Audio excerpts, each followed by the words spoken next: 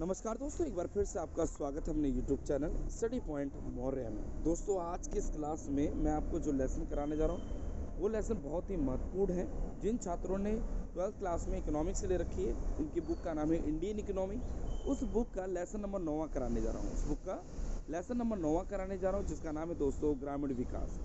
दोस्तों, ग्रामीण विकास से हमें क्या अर्थ निकलता है? ग्रामीण विकास शब्द से क्या अर्थ निकलता है? ग्रामीण का मतलब था गाँव, गांव का विकास करना ग्रामीण विकास। अगर वहीं शहरों का विकास होता तो इस लेसन का नाम हो जाता है शहरी विकास। तो आइए इस पीपीटी के द्वारा हम इस लेसन को विस्तार पूर्वक समझते हैं और जानेंगे इस लेसन के कौन कौन से महत्वपूर्ण प्रश्न उत्तर हैं। ठीक है, जो परीक्षा में आने वाले हैं, जो छात्र सीबीएसई का एग्ज़ाम देने जा रहे हैं, इसमें से इसी पीपीटी में से आपका ज़रूर 4 नंबर का क्वेश्चन आएगा। तो ध्यान से इस पीपीटी के माध्यम से इस लेसन को समझेंगे। तो आइए स्टार्ट करते हैं। ग्रामीण विकास। ग्रामीण का मतलब होता है दोस्तों गांव।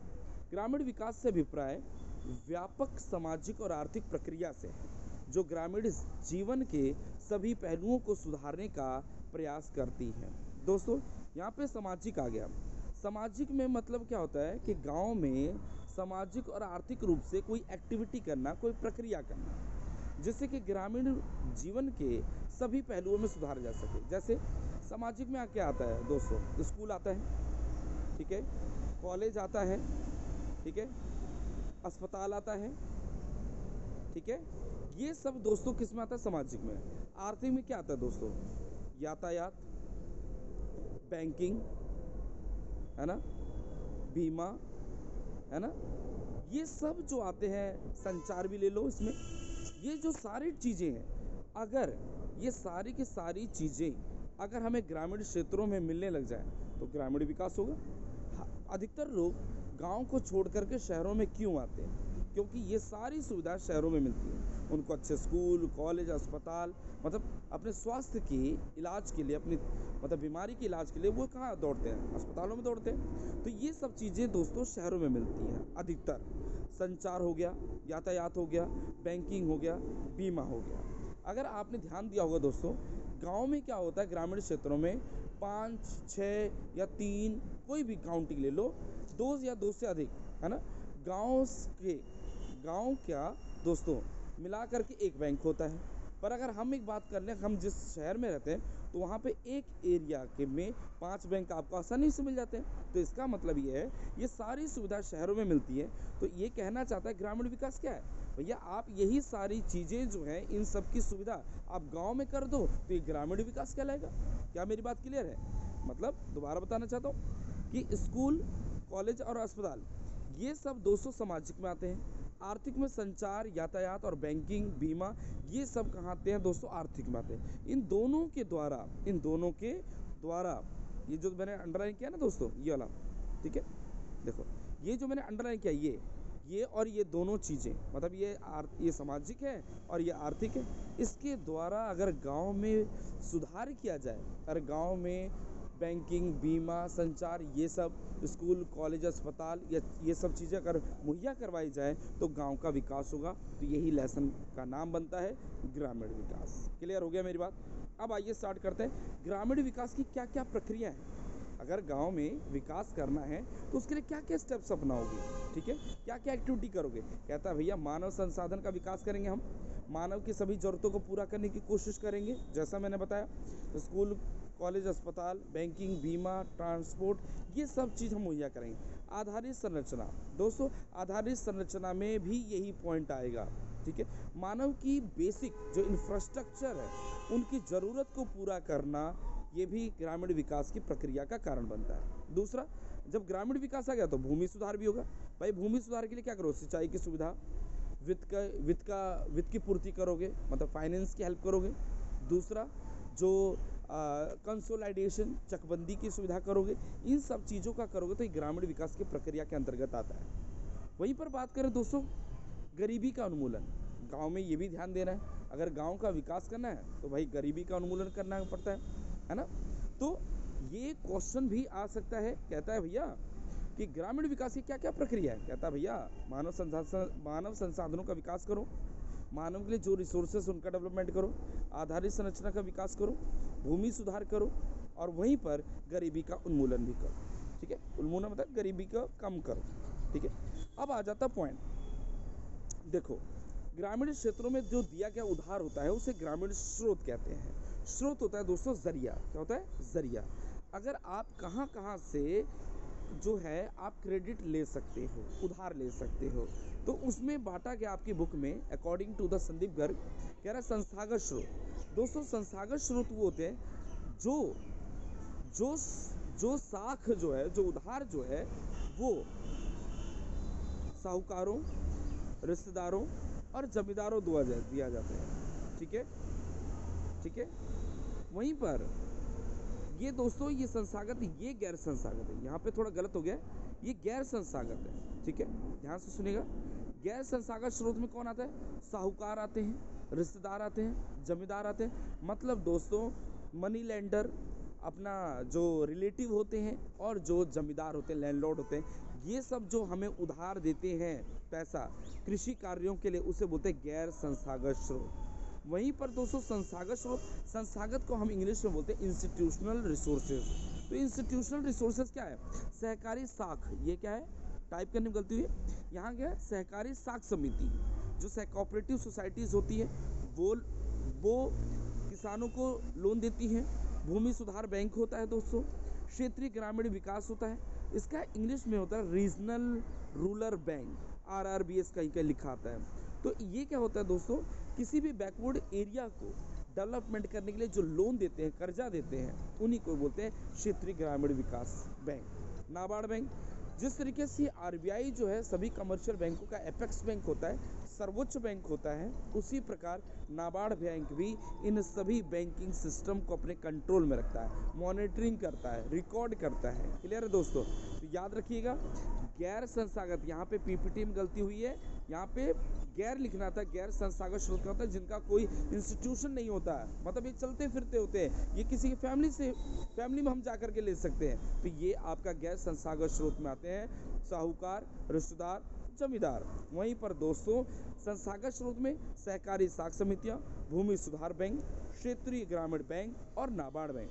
याद रखना, नाबार्ड बैंक में शॉर्ट नोट्स भी आता है लिखने के लिए, तो जरूर अपनी किताब में से शॉर्ट नोट्स, चाहे आप TR जैन की बुक से पढ़ें, चाहे संदीप गर्ग की बुक पढ़ें, चाहे CB सचदेवा से पढ़ें, जरूर इसको पढ़ें दोस्तों, क्योंकि बहुत ही मोस्ट इम्पॉर्टेंट है। क्या है?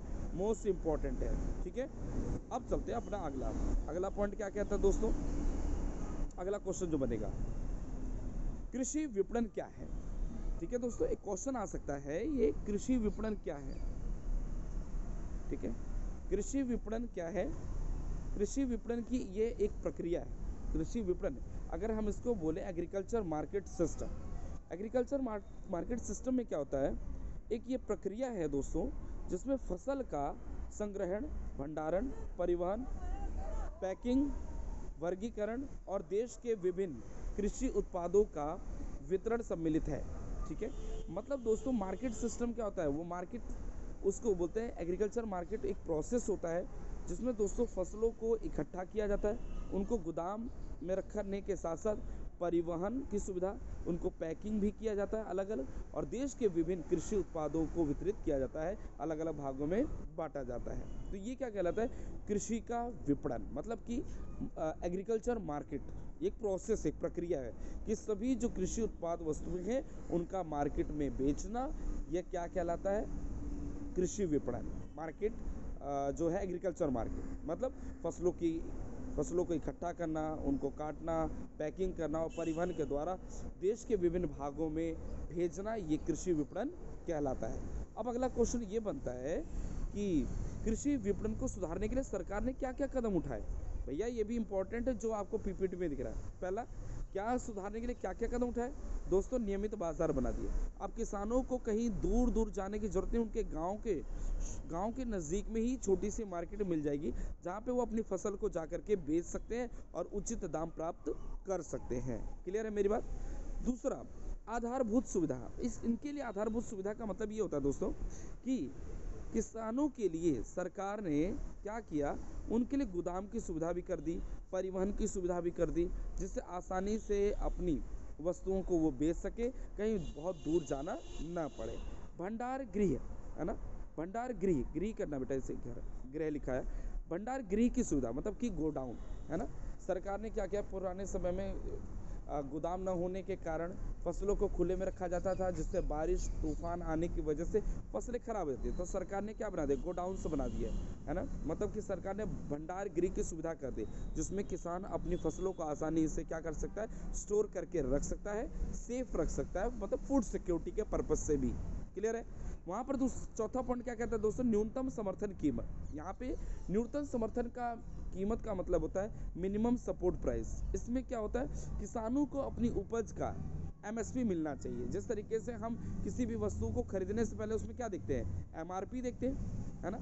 हमेशा उपभोक्ता क्या चाहता है, कहता है भैया अपनी वस्तुओं को खरीदने से पहले वो क्या देखता है, एमआरपी देखता है ना, मैक्सिमम रिटेल प्राइस देखता है, उच्चतम खुदरा मूल्य देखता है। वो उच्चतम खुदरा मूल्य देख करके ही उसके आधार पर ही वो पेमेंट करता है। क्या मेरी बात क्लियर हो रही है। तो दोस्तों वही किसानों के लिए सरकार ने एमएसपी बना दी, मिनिमम सपोर्ट प्राइस।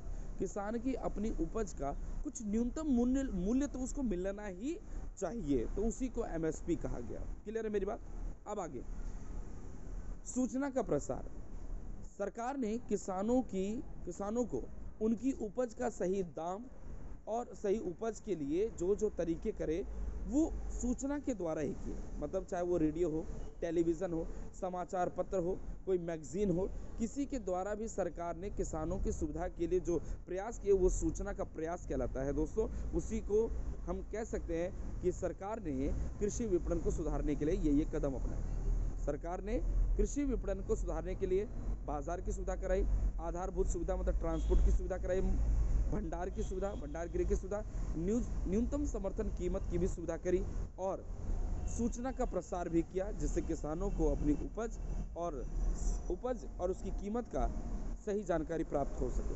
वहीं पर दोस्तों गैर कृषि क्षेत्र में क्या कहलाता है, गैर कृषि क्षेत्र वो होते हैं मतलब कृषि के अलावा ऐसे कौन से सेक्टर हैं जहाँ पर किसान जो होता है या कह सकते हैं ग्रामीण क्षेत्र के लोग अपना व्यस्त है।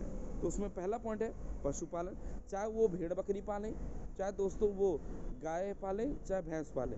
ये क्या पशुपालन है।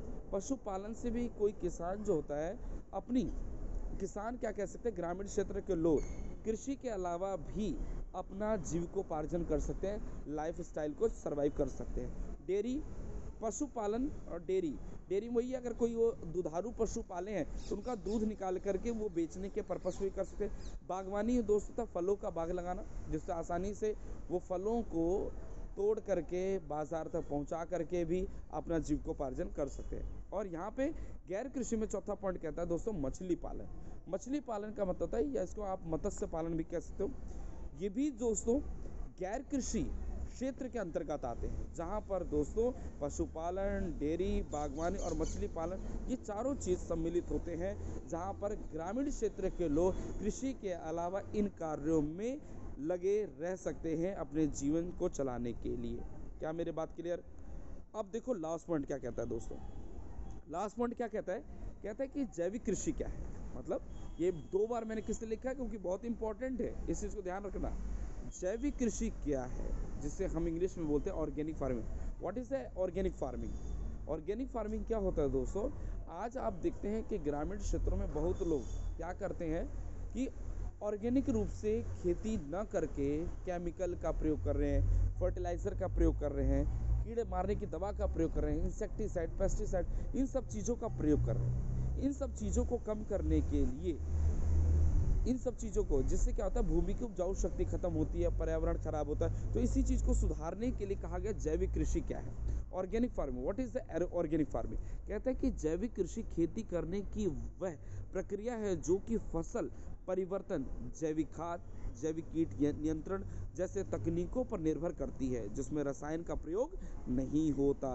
यस, जिसमें दोस्तों क्या होता है केमिकल का प्रयोग नहीं होता, मतलब यहाँ पर कोई दवाई नहीं। जैसे जैविक कृषि पुराने समय में अगर हम बात करें, एक पुराना जब समय था दोस्तों, अगर हम बात करें उस समय जब हरित क्रांति नहीं आई थी, हरित क्रांति ग्रीन रेवोल्यूशन नहीं आया था दोस्तों, तो हुआ क्या करता था, लोग अपने खेत में क्या करते थे, अपने खेतों में कि मिट्टी की उपजाऊ शक्ति को बढ़ाने के लिए गोबर की खाद का प्रयोग करते थे, गोबर की खाद के साथ साथ कीड़े मारने के लिए राख का प्रयोग करते थे। तो वही चीज़ को दोबारा दोहराने के लिए कहा जा रहा है कि जैविक कृषि आप नेचुरल रूप से आज कोई चीज़ क्या है, अगर आप उगा रहे हो तो उसके लिए आप प्रॉपरली रूप से किसी भी केमिकल के ऊपर डिपेंड न रहे। यही हमारी परिभाषा कहती है। मतलब कि अगर आप गोबर की खाद यूज़ करते हैं तो मिट्टी की उपजाऊ शक्ति बनी रहती है, मतलब फर्टिलिटी पावर बनी रहती है, जिसके कारण लॉन्ग टर्म तक उस भूमि पर खेती की जा सकती है। तो उसी प्रकार दोस्तों ये परिभाषा के साथ पॉइंट लिखा है, जैविक कृषि के क्या लाभ है, या आप पूछ सकता है जैविक कृषि के क्या गुण है, मतलब कि profit of the organic farming या merit of the organic farming question बन कर सकता है। ये सबसे सस्ती तकनीक है, ना किसी किसान को दूर जाना पड़ेगा HYV सीड लेने के लिए, कीटनाशक दवाइयों के लिए। वो आसानी से अपने घर में पशु के द्वारा वेस्टेज जो है, मतलब गोबर का यूज़ खाद के रूप में कर सकता है। इससे क्या होगा दोस्तों, भूमि की उपजाऊ शक्ति बनी रहेगी और भोजन जो होगा वो स्वास्थ्य भोजन प्रदान करता है, मतलब बहुत अच्छी क्वालिटी का भोजन प्राप्त होगा। और यहाँ पर जैविक कृषि से ग्रामीण क्षेत्रों में लोगों को रोजगार मिलेगा, पर्यावरण की सुरक्षा करता है। जी हाँ दोस्तों, मतलब मिट्टी की उपजाऊ शक्ति को बनाए रखता है, जिससे पर्यावरण को खराब होने से बचाता है। तो दोस्तों मैं उम्मीद करता हूँ कि आज की इस क्लास में आपने जैविक कृषि के साथ साथ आपने ग्रामीण विकास के लिए गैर कृषि क्षेत्र के बारे में भी पढ़ा, वहीं पर दोस्तों कृषि विपणन को सुधारने की प्रक्रिया के बारे में पढ़ा, और इसके साथ साथ सबसे महत्वपूर्ण टॉपिक ग्रामीण साख के स्रोत भी जाने, और आपका ग्रामीण विकास की प्रक्रिया, और इसके साथ साथ आपने परिभाषा समझी। तो दोस्तों मैं उम्मीद करता हूँ कि ग्रामीण विकास के इस लेसन में चारों क्वेश्चन आपको बहुत ही मुख्य रूप से समझ आएंगे। तो दोस्तों ऐसे ही PPT के द्वारा हम मिलते हैं अपनी अगली वीडियो में, जो कि परीक्षा के माध्यम हेतु बहुत ही इम्पोर्टेंट है। तो दोस्तों मैं उम्मीद करता हूँ आपको ये लेसन समझ आया। तो मिलते हैं अपनी अगली वीडियो में with the new lesson. Thank you.